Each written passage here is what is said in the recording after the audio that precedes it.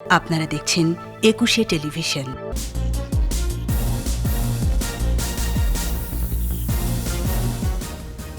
করোনার তৃতীয় তরঙ্গ মোকাবেলায় সতর্ক থাকার আহ্বান প্রধানমন্ত্রীর। অমর একুশে গ্রন্থমেলা উদ্বোধন।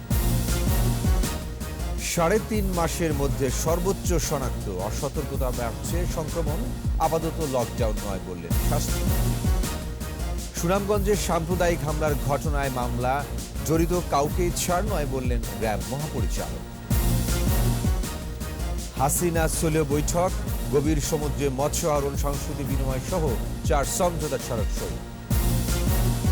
এবং মিয়ানমারের সামরিক জান্তার টার্গেট গণমাধ্যম, বিক্ষোভ দমনে তল্লাশি, গণগ্রেফতার।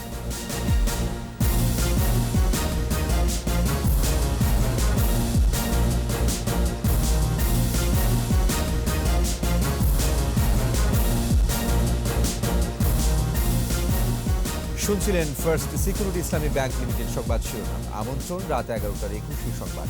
সাথে আছি আমি ওয়াহিদুজ্জামান।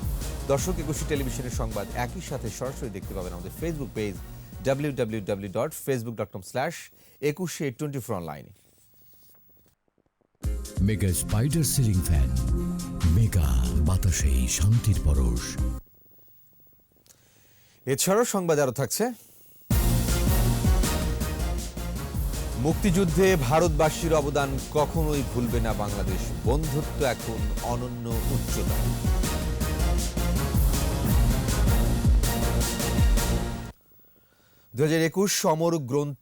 অমর একুশে গ্রন্থমেলার উদ্বোধন করলেন প্রধানমন্ত্রী শেখ হাসিনা। গণভবন থেকে ভার্চুয়ালি যুক্ত হয়ে মেলা উদ্বোধন করে প্রধানমন্ত্রী বলেন, করোনার প্রাদুর্ভাব বাড়ছে, তাই সবাইকে সতর্ক থাকতে হবে। বই কেনার পাশাপাশি স্বাস্থ্যবিধির দিকে নজর দেওয়ার আহ্বান জানান সরকার প্রধান। এ সময় ভাষা আন্দোলনে বঙ্গবন্ধুর অবদান যারা অস্বীকার করে তাদেরকে secret documents of intelligence, branch on father of the nation, Bangabandhu Sheikh Mujibur Rahman বইটি পড়ার তাগিদ দেন প্রধানমন্ত্রী। বিস্তারিত জানাচ্ছেন আকবর হোসেন সুমন। করোনা সংকটে নির্ধারিত সময় থেকে পিছিয়ে গেলেও ধারাবাহিকতা অব্যাহত রাখতে মার্চেই শুরু হলো বাঙালির প্রাণের মেলা অমর একুশে গ্রন্থমেলা। গণভবন থেকে ভার্চুয়ালি যুক্ত হয়ে মেলার উদ্বোধন করেন প্রধানমন্ত্রী শেখ হাসিনা। প্রধানমন্ত্রীর পক্ষে বাংলা একাডেমি সাহিত্য পুরস্কার প্রদান করেন সংস্কৃতি প্রতিমন্ত্রী। বক্তৃতায় ভাষা আন্দোলনের ইতিহাস তুলে ধরেন প্রধানমন্ত্রী। তুলে ধরেন ভাষা আন্দোলনে বঙ্গবন্ধুর অবদান। ইতিহাস থেকে বঙ্গবন্ধুকে যারা মুছে ফেলতে চায় তাদের 1948 থেকে 71 পর্যন্ত রাজনৈতিক ইতিহাস জানার তাগিদ দেন বঙ্গবন্ধু কন্যা। বাংলাদেশের অভ্যুদয়ের ইতিহাসটাও চমৎকারভাবে বেরিয়ে এসছে এই সিক্রেট ডকুমেন্ট, যেটা তার বিরুদ্ধে লেখা। সেখান থেকে কিন্তু অনেক সত্য, অনেক তথ্য বেরিয়ে এসেছে। আমি আশা করি এর পূর্বে যারা বঙ্গবন্ধুকে ভাষা আন্দোলনের ইতিহাস থেকে মুছে ফেলার চেষ্টা করেছিলেন, তারা বোধহয় নিজেদেরকে শুধরে নিতে একটা সুযোগ পাবেন।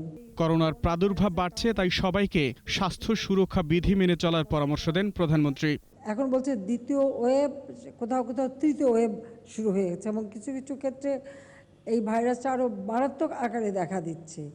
তো সেই ক্ষেত্রে যদিও আমরা টিকা দিচ্ছি, টিকা দেওয়ার কর্মসূচি আমরা বাস্তবায়ন করে যাচ্ছি, তারপরে আমি বলবো যে টিকা দিয়েই মনে করবেন না যে সবাই একেবারে সুরক্ষিত হয়ে গেছেন। সেই জন্য মাস্ক পরা, হাত ধোয়া, একটু দূরত্ব বজায় রাখা, সেগুলো অবশ্যই সকলে মেনে চলবেন। রাজনৈতিক বক্তৃতার চেয়ে সাহিত্য ও সংস্কৃতির আবেদন মানুষের কাছে বেশি গ্রহণযোগ্য বলে মন্তব্য করেন বঙ্গবন্ধু কন্যা। নতুন প্রজন্মকে বই পড়ার অভ্যেস গড়ে তোলার পরামর্শ দেন তিনি।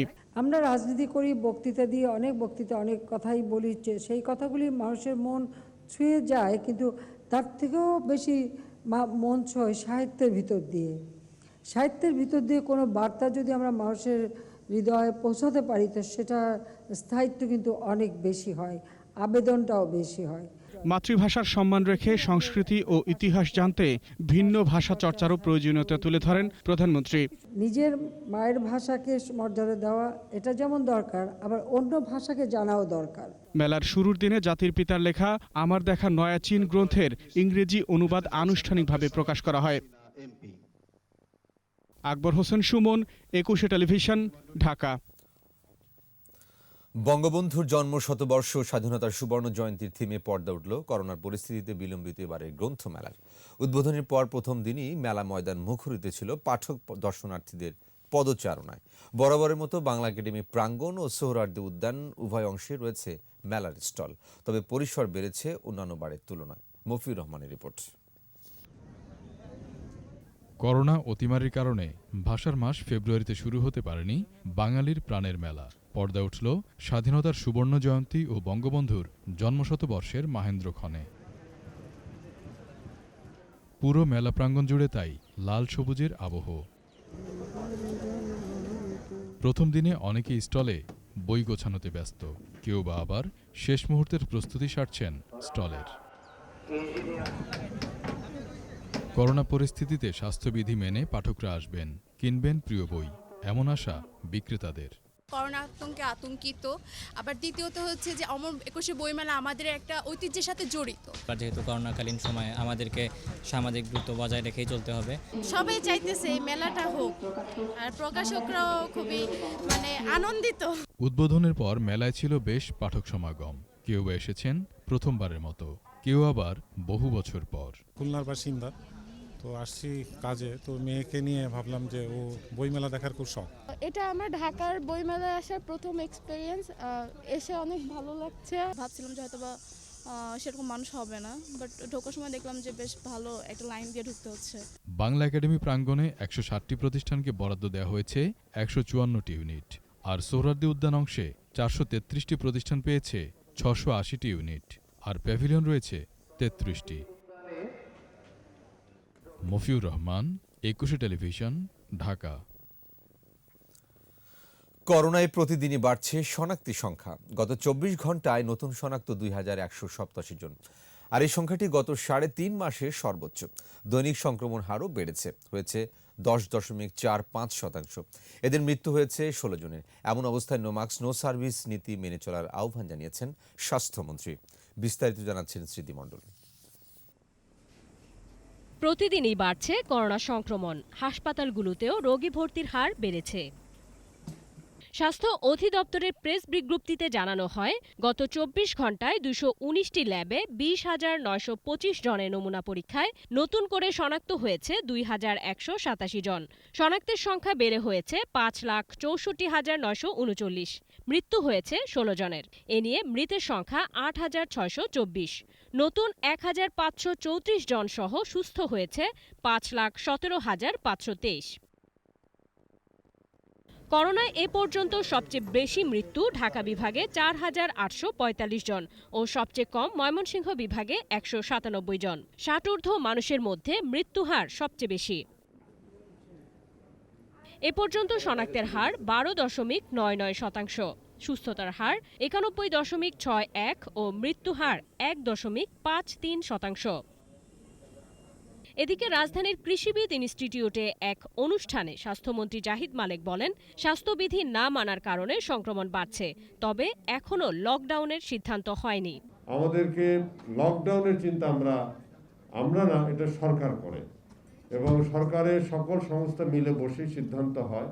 সেই সিদ্ধান্ত এখনো হয়নি, এটা আগামীতে আমরা দেখব। আমরা আশা করি আমরা যে পদক্ষেপগুলো গ্রহণ করেছি, যারা মাস্ক পরিধান করে, সামাজিক দূরত্ব বজায় রাখে, মোবাইল কোর্ট চালু করে। করোনা নিয়ন্ত্রণ করতে না পারলে দেশের অর্থনীতি ঠিক থাকবে না বলেও জানান মন্ত্রী। আমরা চাই দেশের অর্থনৈতিক অবস্থা সচল থাকুক, ভালো থাকুক। আমরা এটাও চাই যে করোনা যাতে বৃদ্ধি না পায়, মানুষের যাতে মৃত্যু না বৃদ্ধি পায়, না ঘটে। তার জন্য স্বাস্থ্যবিধি মেনে আমাদেরকে কাজ করতে হবে। সংক্রমণ রোধে সামাজিক অনুষ্ঠান না করারও অনুরোধ জানান স্বাস্থ্যমন্ত্রী জাহিদ মালেক, যাতে কিনা তাদের সমস্ত অনুষ্ঠানগুলো সীমিত করে। স্মৃতি মণ্ডল, একুশে টেলিভিশন, ঢাকা। এদিকে করোনা নিয়ন্ত্রণে ২১ মার্চ থেকে স্বাস্থ্যবিধি মেনে চলায় উদ্বুদ্ধকরণ কর্মসূচি চালাবে পুলিশ, জানিয়েছেন আইজিপি ডক্টর বেনজির আহমেদ। রাজধানীতে রাজারবাগ পুলিশ লাইনে করোনা সচেতনতা সংক্রান্ত সংবাদ সম্মেলনে তিনি বলেন, প্রয়োজনে বিনামূল্যে দেশব্যাপী মাস্ক বিতরণ করা হবে। করোনা প্রতিরোধে সকল ধরনের জনসমাগম পরিহার করার আহ্বান জানান পুলিশ মহাপরিদর্শক। বেপরোয়া মনোভাবের কারণে সংক্রমণ আবারও বাড়ছে বলে মন্তব্য করেন তিনি। প্রেরণা, অনুপ্রেরণা এবং উদ্বুদ্ধকরণ, এটাই হবে আমাদের কার্যধারার মৌলিক প্রতিপাদ্য। আমরা কারণ বাধ্য করতে হবে কেন? কারণ আমরা সবাই বুঝি যে এটা আমার নিজের জন্যই গুরুত্বপূর্ণ, আমার পরিবারের জন্য গুরুত্বপূর্ণ, আমার সন্তানের জন্য গুরুত্বপূর্ণ, আমার বাড়িতে যে জ্যেষ্ঠরা আছেন তাদের জন্য গুরুত্বপূর্ণ। শুধু আমাদের নিজ দায়িত্ববোধ থেকেই তো এটা করা উচিত। সাম্প্রদায়িক উস্কানি দিয়ে কেউ পার পাবে না বলে সাবধান করলেন স্বরাষ্ট্রমন্ত্রী আসাদুজ্জামান খান কামাল। রাজধানীতে এক অনুষ্ঠানে তিনি বলেন, সুনামগঞ্জে সংখ্যালঘু সম্প্রদায়ের হামলার ঘটনায় সরকার বাদী হয়ে মামলা করেছে। এছাড়া ৮০ জনের নাম উল্লেখ সহ অজ্ঞাত ৭০০ জনকে আসামি করে মামলা করেছেন স্থানীয় ইউনিয়ন চেয়ারম্যান।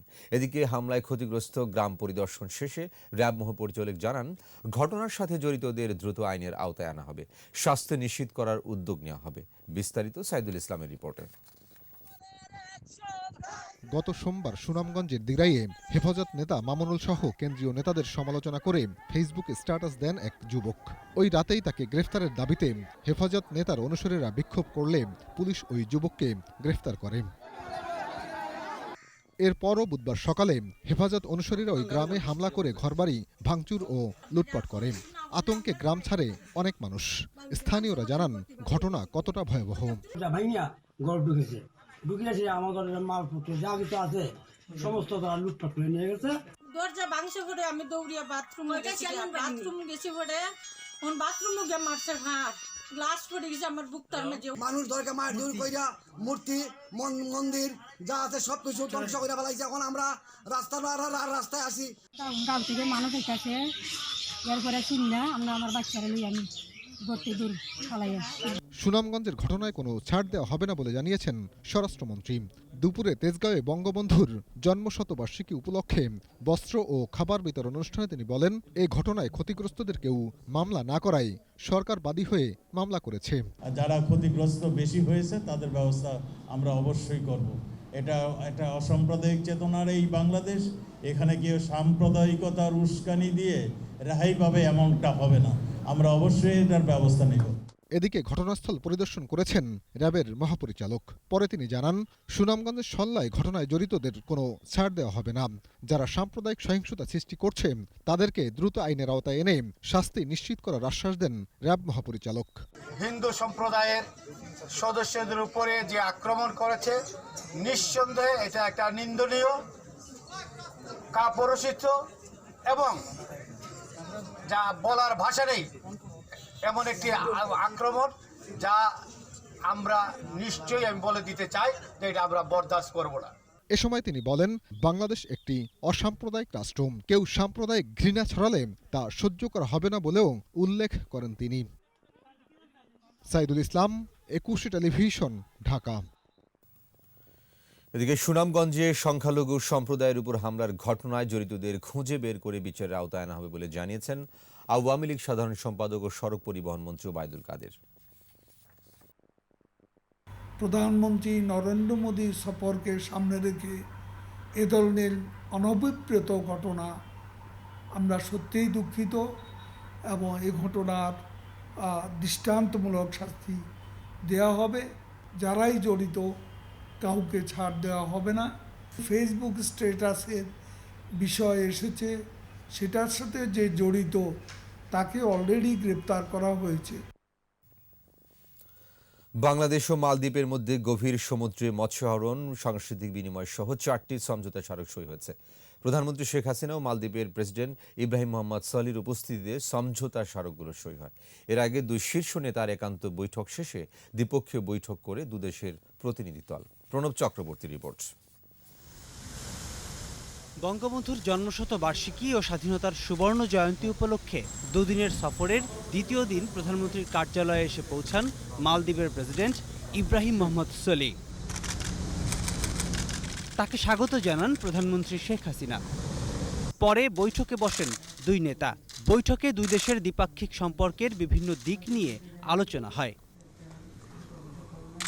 বৈঠক শেষে প্রধানমন্ত্রী শেখ হাসিনা ও মালদ্বীপের প্রেসিডেন্ট ইব্রাহিম মোহাম্মদ সলির উপস্থিতিতে 4টি সমঝোতা স্মারক সই হয়। Joint commission for comprehensive cooperation গঠনে MOUতে সই করেন দুই দেশের পররাষ্ট্রমন্ত্রী, আর দুই দেশের পররাষ্ট্র সচিব সই করেন বাইলেটারাল ফরেন অফিস কনসালটেশন সংক্রান্ত স্মারকে।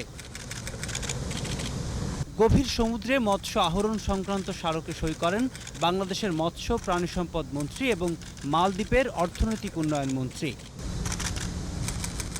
পরে সাংস্কৃতিক বিনিময় সংক্রান্ত এমওইউতে সই করেন বাংলাদেশের সংস্কৃতি প্রতিমন্ত্রী ও মালদ্বীপের পররাষ্ট্রমন্ত্রী। পরে পরিদর্শন বইয়ে স্বাক্ষর করেন মালদ্বীপ রাষ্ট্রপতি। সকল আনুষ্ঠানিকতা শেষে প্রধানমন্ত্রীর কার্যালয় থেকে বিদায় নেন মালদ্বীপের প্রেসিডেন্ট ইব্রাহিম মোহাম্মদ সোলিহ। প্রণব চক্রবর্তী, 21 টেলিভিশন, ঢাকা। এদিকে বিকেলে যৌথ সংবাদ সম্মেলন করেন বাংলাদেশ ও মালদ্বীপের পররাষ্ট্রমন্ত্রী। এ সময় তারা বলেন, যোগাযোগ বাড়ালে দ্বিপাক্ষিক ব্যবসা বাণিজ্য বাড়বে, তাই সমুদ্র পথে অগ্রাধিকার ভিত্তিতে যোগাযোগ বাড়াতে সচেষ্ট ঢাকা ও মালে। শিগগিরই দুদেশের মধ্যে চালু হতে যাচ্ছে সরাসরি বিমান যোগাযোগও। রিপোর্টে আরও জানাচ্ছেন মোহাম্মদ নুরুন নবী। ভারত মহাসাগরের আরব অংশে প্রায় 1200 দ্বীপ নিয়ে দক্ষিণ এশিয়ার ক্ষুদ্রতম রাষ্ট্র মালদ্বীপ। বাংলাদেশের জন্য এই দেশের সাথে রয়েছে বড় অঙ্কের বাণিজ্যের হাতছানি। পর্যটন, মৎস্য সম্পদ, সামুদ্রিক যোগাযোগ সহ বিভিন্ন ক্ষেত্রে আছে সম্ভাবনা। নৌ, বিশেষ করে সমুদ্র যোগাযোগ, এমনকি সরাসরি আকাশপথেও যোগাযোগ নেই। এই বাধাগুলো দূর করতেই সফররত দেশটির রাষ্ট্রপতি ইব্রাহিম মোহাম্মদ সোলিহ এর সাথে হলো দ্বিপাক্ষিক বৈঠক। শীঘ্রই সরাসরি বাংলাদেশ মালদ্বীপ বিমান চালু, বাণিজ্যিক যোগাযোগ বৃদ্ধিতে শিপিং লাইন্স চালুর সিদ্ধান্ত হয়েছে। এমনকি পর্যটন শিল্পের বিকাশে উপকূলীয় নৌপথ চালুর বিষয়ে দুই দেশের পারস্পরিক সহযোগিতা বৃদ্ধির পক্ষে একমত দুই দেশ। চুক্তি না হলেও আলোচনা হয়েছে অগ্রাধিকারমূলক বাণিজ্যিক সুবিধা বাড়ানো, দ্বিপাক্ষিক বিনিয়োগ, উন্নয়ন ও সুরক্ষা এবং ডাবল ট্যাক্সেশন কমানোর বিষয়ে। বৃহস্পতিবার ঢাকা ইন্টারকন্টিনেন্টাল হোটেলে পররাষ্ট্রমন্ত্রী ডক্টর এ কে আব্দুল মোমেন ও মালদ্বীপের পররাষ্ট্রমন্ত্রী আবদুল্লাহ শহীদ যৌথ সংবাদ সম্মেলনে সেসব বিষয়ে গণমাধ্যমকে জানালেন। মাননীয় প্রধানমন্ত্রী ঘোষণা করেছেন, খুব শীঘ্রই বাংলাদেশ থেকে মালদ্বীপে আপনার বাংলাদেশ বিমান যাবে। If we have better connectivity between our two countries, then the private sector will automatically make sure that trade between our two nations will flourish. মার্কিন যুক্তরাষ্ট্রের ইন্দো প্যাসিফিক স্ট্র্যাটেজি বা আইপিসি এবং চীনের silk road and belt initiatives এর সাথে থাকবে কিনা এমন প্রশ্নও ছিল। ভারত মহাসাগর দক্ষিণ এশিয়ার শান্তি ও স্থিতিশীলতা রক্ষায় ব্যবহৃত হোক চায় দুই দেশ। This is where the economic powerhouse of the new century is going to be. Both our countries together, we will make sure that the Indian Ocean is a zone of peace, that we do not let others bring into our region foreign conflicts. স্নাতকোত্তর পর্যায়ে অধিক সংখ্যক শিক্ষার্থী বাংলাদেশে পাঠানোর বিষয়ে আগ্রহ দেখিয়েছে মালদ্বীপ। প্রবাসী বাংলাদেশিদের সকল অধিকার রক্ষা ও বৈধতা দিতে বিশেষ উদ্যোগ গ্রহণে রাজি হয়েছে দেশটি। এছাড়াও তৈরি পোশাক, প্রক্রিয়াজাত খাদ্য, কৃষিজ পণ্য, হালাল খাদ্য, পাটজাত পণ্য, ওষুধ, গৃহস্থলী পণ্য আমদানিতে সম্মত মালদ্বীপ। যারা এখনো রেগুলার না, তাদের রেগুলাইজেশন প্রসেস চালু হয়েছে।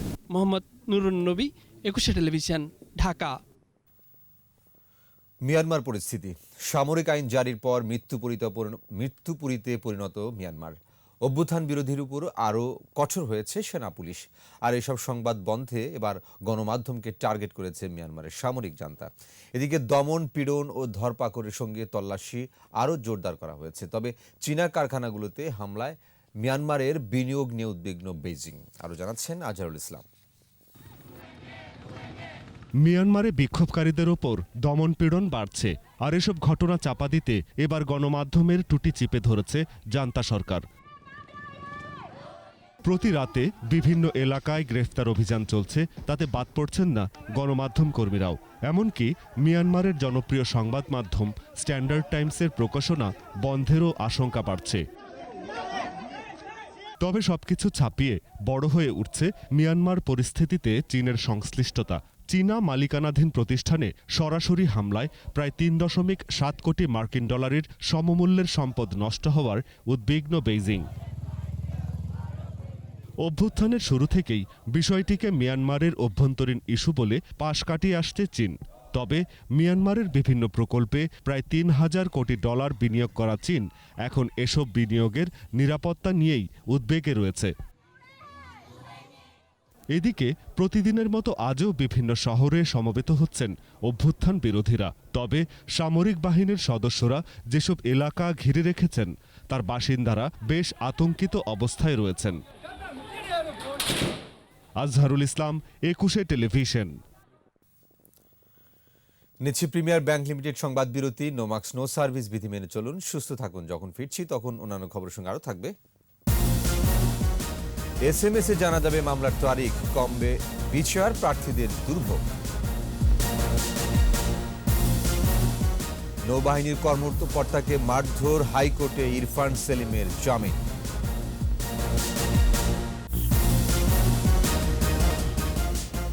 আবার আমন্ত্রণ রাত 11টার 21 সংবাদে। বঙ্গবন্ধুর জন্ম শতবার্ষিকী ও স্বাধীনতার সুবর্ণ জয়ন্তীর আয়োজনে বিদেশি মেহমানরা যখন বাংলাদেশে আসছেন, ঠিক তখনই সুনামগঞ্জে হামলার ঘটনা হয়েছে বলে অভিযোগ করেছেন তথ্যমন্ত্রী ডক্টর হাসান মাহমুদ। বিকেলে রাজধানীতে ঢাকা দক্ষিণ সিটি কর্পোরেশন আয়োজিত অনুষ্ঠানে তিনি আরও বলেন, যখন বাংলাদেশ উন্নয়নশীল দেশে উত্তরণের বিশ্ব স্বীকৃতি পেয়েছে, সে সময় দেশবিরোধী ষড়যন্ত্রকারীরা সোচ্চার হয়েছে। অনুষ্ঠানে দক্ষিণ city mayor barrister Sheikh Fazle Noor Taposh বলেন, যে কেউ বেতার কেন্দ্র থেকে ঘোষণা দিলেই স্বাধীনতার ঘোষক হওয়া যায় না। পরে মনোজ্ঞ সাংস্কৃতিক পরিবেশনার পাশাপাশি লেজার শো ও আতশবাজির আয়োজন করা হয়। জননেত্রী শেখ হাসিনার নেতৃত্বে, বঙ্গবন্ধু কন্যার নেতৃত্বে আজকে অর্জন হয়েছে ভারতের মাননীয় প্রধানমন্ত্রী সহ যে সমস্ত বিদেশি মেহমান আসছে সেগুলোকে ম্লান করার উদ্দেশ্যে আজকে সাল্লা উপজেলায় সুনামগঞ্জে সেখানে সংখ্যালঘুদের উপর হামলা পরিচালনা করা হয়েছে। 27শে মার্চে একজন বলে বেতার কেন্দ্র থেকে ঘোষণা করেছেন যে স্বাধীনতা, এবং সেই থেকে বলে স্বাধীনতা হয়ে গেছে। প্রথম কথা হলো, আমার মতো যে কোনো ব্যক্তি একটা ঘোষণা দিলেই স্বাধীনতা হয়ে যায় না, কিন্তু প্রোক্লামেশন অফ ইন্ডিপেন্ডেন্সে এসেছে 26শে মার্চ, বঙ্গবন্ধু আটক হওয়ার আগেই প্রাক্কালেই তিনি স্বাধীনতার ঘোষণা দিয়ে গেছেন। এখন থেকে SMS এর মাধ্যমে জানা যাবে মামলার তারিখ। এ নিয়ে প্রকল্পের উদ্বোধন করে আইনমন্ত্রী আনিসুল হক বলেন, এর মাধ্যমে বিচার প্রার্থীদের দুর্ভোগ কমবে।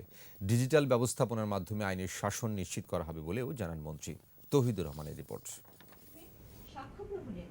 যথাসময়ে সাক্ষীর উপস্থিতি নিশ্চিত করতে চলমান পদ্ধতির সংস্কার করে এখন থেকে SMS এর মাধ্যমে ফৌজদারি মামলার তারিখ জানা যাবে। মামলার সাক্ষীগণকে সাক্ষ্য গ্রহণের তারিখ অবহিতকরণ কার্যক্রমের শুভ উদ্বোধন ঘোষণা করেছি।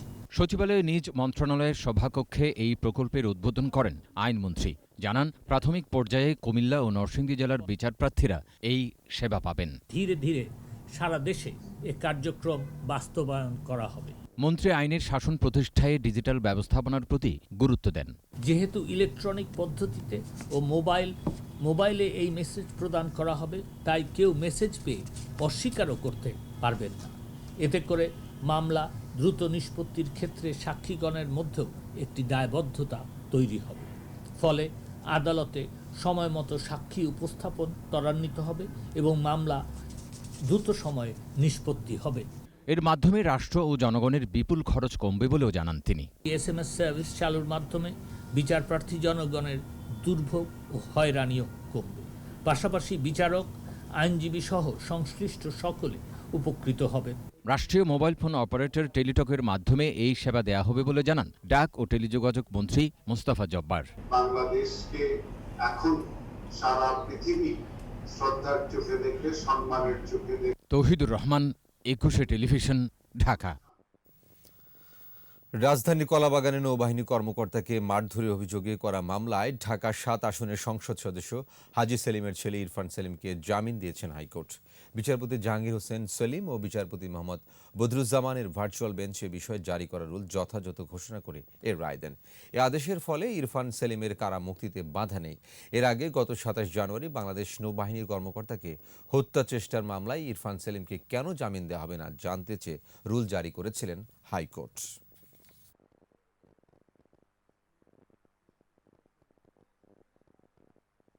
পাবলিক সার্ভেন্ট, ওনারা যখন অফিসিয়াল ডিউটিতে থাকে, সেই অফিসিয়াল ডিউটিতে যদি কোনো পাবলিক ওদেরকে কোনো হ্যারাসমেন্ট করে, অ্যাসল্ট করে, সেই ধারাটাও ইরফান সেলিমের এই মামলার মধ্যে সংযুক্ত করা হয়, যেটা একেবারেই অ্যাপ্লিকেবল না। রাষ্ট্রপক্ষে আমরা তীব্র বিরোধিতা করি, কারণ লেফটেন্যান্ট ওয়াসিম আহমদ খান বাংলাদেশ নৌবাহিনীর একজন অত্যন্ত কর্তব্যপরায়ণ এবং একজন অফিসার। ঢাকা মেডিকেল কলেজ হাসপাতালের করোনা ইউনিটে আগুনে ক্ষতিগ্রস্ত নিবিড় পরিচর্যা কেন্দ্র আইসিইউ পরিদর্শন করেছে ফায়ার সার্ভিসের তদন্ত কমিটি। পরে কমিটির প্রধান ফায়ার সার্ভিস সদর দপ্তরের উপপরিচালক নূর হাসান বলেন, ঘটনাস্থল থেকে আলামত সংগ্রহ করা হয়েছে, অন্যান্য অনেকের সাক্ষ্য নেওয়া হয়েছে, যত দ্রুত সম্ভব তদন্ত প্রতিবেদন জমা দেওয়া হবে। বুধবার ঢাকা মেডিকেল কলেজ হাসপাতালের নতুন ভবনের 2য় তলায় করোনা ইউনিটের নিবিড় পরিচর্যা কেন্দ্রে আগুন লাগে। পরে রোগী স্থানান্তরের সময় 3 জন মারা যান।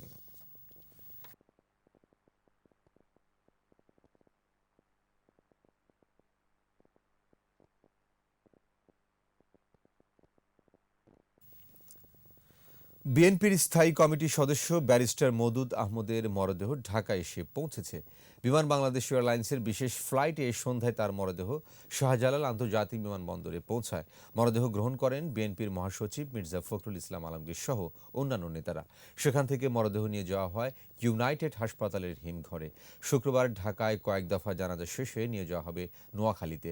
বসুরহাট ও কোম্পানিগঞ্জে জানাজা শেষে বাবা মায়ের কবরের পাশে দাফন করা হবে তাকে। মঙ্গলবার সিঙ্গাপুরের মাউন্ট এলিজাবেথ হাসপাতালে চিকিৎসাধীন অবস্থায় মারা যান এই রাজনীতিবিদ।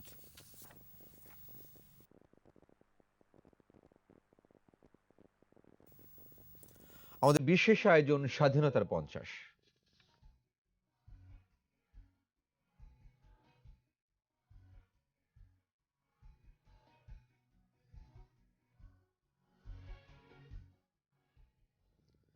মুক্তিযুদ্ধে ভারত ও ভারতবাসীর অবদান কখনোই ভুলবে না বাংলাদেশ। বাংলার বিপদে বন্ধুত্বের হাত বাড়িয়ে দেন ভারতের তৎকালীন প্রধানমন্ত্রী ইন্দিরা গান্ধী। শুধু মুক্তিযোদ্ধাদের প্রশিক্ষণ ও অস্ত্র গোলা বারুদ দিয়েই নয়, 1 কোটিরও বেশি শরণার্থীকে আশ্রয় দিয়েছে ভারত। বাংলাদেশ ভারত মৈত্রীর বন্ধন আজও অটুট। 75 পরবর্তী সময় দুই দেশের সম্পর্ক ভাটা পড়লেও 96-এর পর থেকে বন্ধুত্ব এখন অনন্য উচ্চতায়। বিস্তারিত জানাচ্ছেন স্মৃতি মণ্ডল। 25 মার্চ 1971 রাতে পাকিস্তানি হানাদারদের গণহত্যা। অপারেশন সার্চলাইটের নামে নির্মম হত্যাযজ্ঞে রক্তাক্ত বাংলার মাটি। তোমার আমার স্বাধীনতা, রক্তের মতো লাল স্বাধীনতা। বঙ্গবন্ধুর স্বাধীনতার ঘোষণার পর স্বাধীনতার জন্য জীবন পণ করে বাঙালি।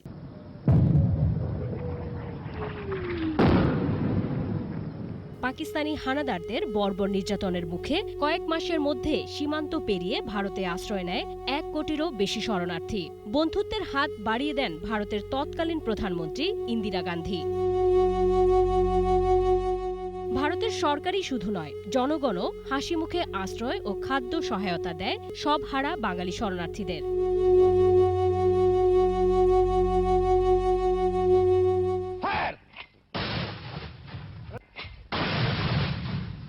শুধু তাই নয়, মুক্তিযোদ্ধাদের প্রশিক্ষণের ব্যবস্থা, অস্ত্র, গোলা বারুদও সরবরাহ করে ভারত সরকার।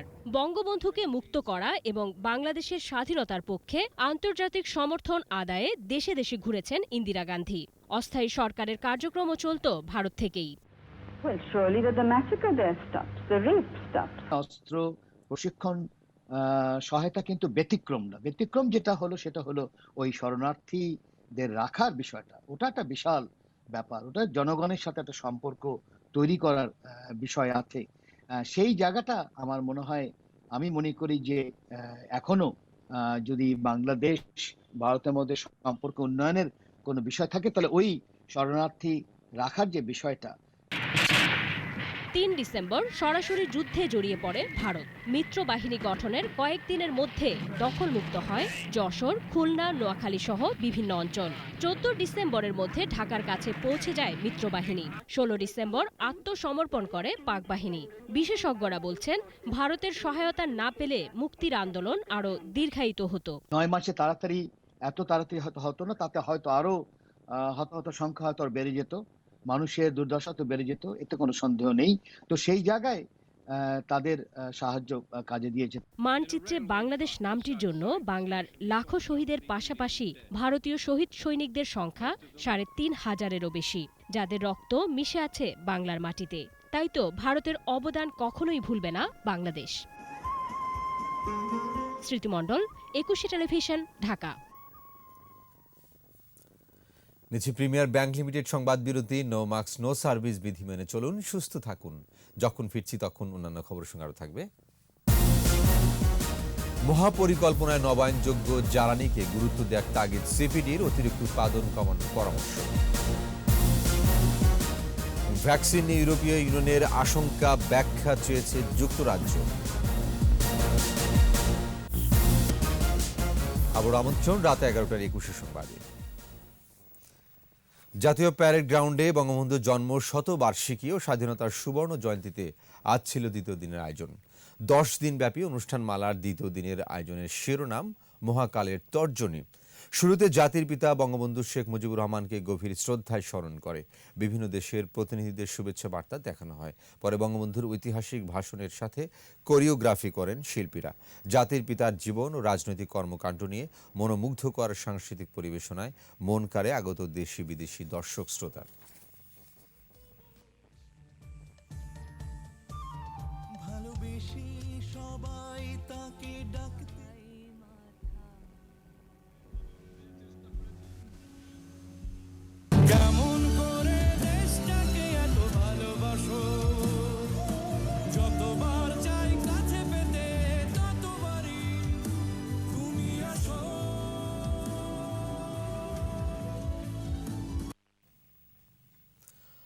মহাপরিকল্পনায় নবায়নযোগ্য জ্বালানিকে গুরুত্ব দেওয়ার পরামর্শ দিয়েছে center for policy dialogue CPD. পাশাপাশি অতিরিক্ত উৎপাদন কমানোর পরামর্শ প্রতিষ্ঠানটির। প্রস্তাবিত energy and power system master plan নিয়ে এক ওয়েবিনারে তাগিদ দিয়েছে অতীতের ভুল থেকে শিক্ষা নিয়ে প্রস্তাবিত মহাপরিকল্পনা চূড়ান্ত করার। আরও জানাচ্ছেন মেহেদী হাসান। প্রস্তাবিত energy and power system master plan নিয়ে ওয়েবিনারের আয়োজন করে গবেষণা প্রতিষ্ঠান সিপিডি। ওয়েবিনারে বক্তারা বলেন, চাহিদার তুলনায় বিদ্যুতের উৎপাদন বেশি। এছাড়া এখনও বন্ধ করা সম্ভব হয়নি ব্যয়বহুল ভাড়াভিত্তিক বিদ্যুৎ কেন্দ্র। এর দায়ভার পড়েছে গ্রাহকের উপর। এমন পরিস্থিতিতে সামনে আসে প্রস্তাবিত মহাপরিকল্পনা। অতীতের ভুল থেকে শিক্ষা নিয়ে পরিকল্পনা প্রণয়ন ও বাস্তবায়নের পরামর্শ বিশেষজ্ঞদের। তারা তাগিদ দেন নবায়নযোগ্য জ্বালানির ব্যবহারকে গুরুত্ব দেওয়ার জন্য। ফসিল ফুয়েল থেকে সরে আসার দরকার রয়েছে, কিন্তু সেখানে যে সমস্ত সীমাবদ্ধতা রয়েছে সেই সীমাবদ্ধতাগুলোর দিকে তাকানো দরকার। বিশেষ করে যে ধরনের আর্থিক দায়ের মধ্যে পড়ে যাচ্ছে বিপিডিবি বা মিনিস্ট্রি, সেই জায়গা থেকে কিন্তু বেরিয়ে আসা দরকার রয়েছে। সরকারের তথ্যপত্রের সাথে পরিকল্পনার অসঙ্গতি নিয়ে প্রশ্ন তোলেন বিশেষজ্ঞরা। 2030 সালের মধ্যে অ্যাটলিস্ট বিদ্যুৎ উৎপাদনের যে এনার্জিটা আসার কথা তার 90% এনার্জি বিদেশ থেকে আমদানি হবে। এইটার ফিনান্সিয়াল ইমপ্লিকেশনসটা কি? JICA consultants have done a projection which shows this is 5 million ton in 2030.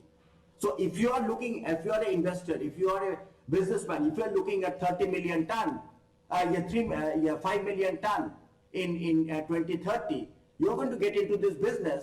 জাইকার সহায়তায় প্রণয়ন করা হয়েছে এ মহাপরিকল্পনা। এ মহাপরিকল্পনা বাস্তবায়নে জনগণের অংশগ্রহণ নিশ্চিত করার তাগিদ আসে জাইকার পক্ষ থেকে।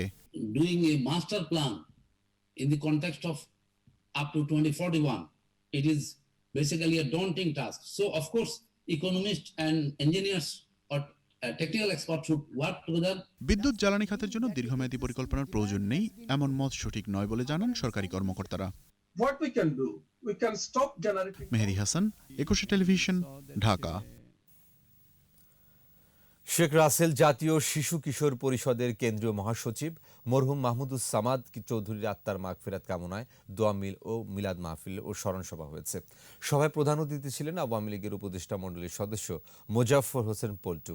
শেখ রাসেল জাতীয় শিশু কিশোর পরিষদের প্রতিষ্ঠাতা সভাপতি রকিবুর রহমানের সভাপতিত্বে অন্যান্যের মধ্যে উপস্থিত ছিলেন সংগঠনের উপদেষ্টা তরফদার মোহাম্মদ রুহুল আমিন, সাংগঠনিক সচিব KM শহীদুল্লাহ এবং সাংগঠনিক সম্পাদক আলাউদ্দিন সাজু ও মনিরুজ্জামান পলাশ সহ অনেকে।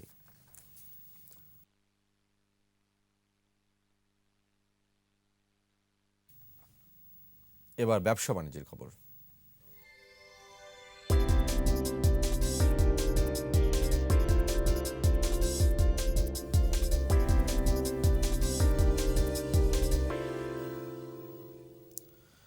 গ্রাহকদের অপেক্ষার অবসান ঘটিয়ে F19 Pro ও Oppo ব্র্যান্ড স্টাইল এখন বাজারে। আনুষ্ঠানিকভাবে নতুন Oppo F19 Proর উদ্বোধনের পর প্রথম দিনে যমুনা ফিউচার পার্কের দর্পণ টেলিকমে জাতীয় দলের ক্রিকেটার ইনামুল হক বিজয় উপস্থিত ছিলেন। অনুষ্ঠানে লটারির মাধ্যমে একজন ভাগ্যবান বিজয়ী গ্রাহকের নাম ঘোষণা করা হয়। প্রতিটি বিক্রয় কেন্দ্রের প্রথম বিজয়ের জন্য LED স্মার্ট টিভি, দ্বিতীয় মাইক্রোওয়েভ ওভেন ও তৃতীয় বিজয়ের জন্য 2টি কফি মেশিন রয়েছে। এছাড়া অংশগ্রহণকারী 100 প্রতিযোগীর জন্য রয়েছে কমপ্লিমেন্টারি গিফট বক্স।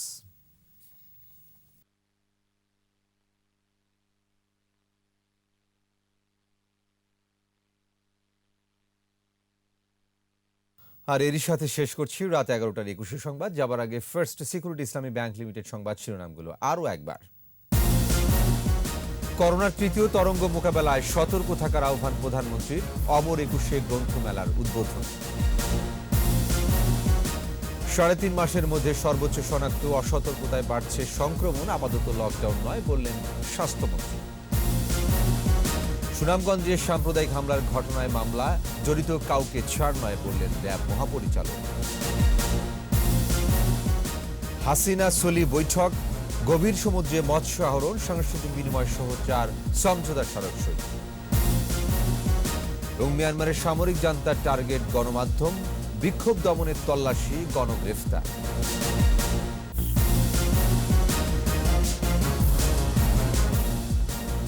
সর্বশেষ খবর জানতে ডায়াল করুন 20 আর ভিজিট করুন 21-tv.com ওয়েবসাইটে। এছাড়া ফেসবুকে লগ ইন করতে পারেন facebook.com/2124 অনলাইন। পরের সংবাদ রাত 1টায় দেখার আমন্ত্রণ রইল। স্বাস্থ্যবিধি মেনে চলুন, সুস্থ থাকুন। ধন্যবাদ।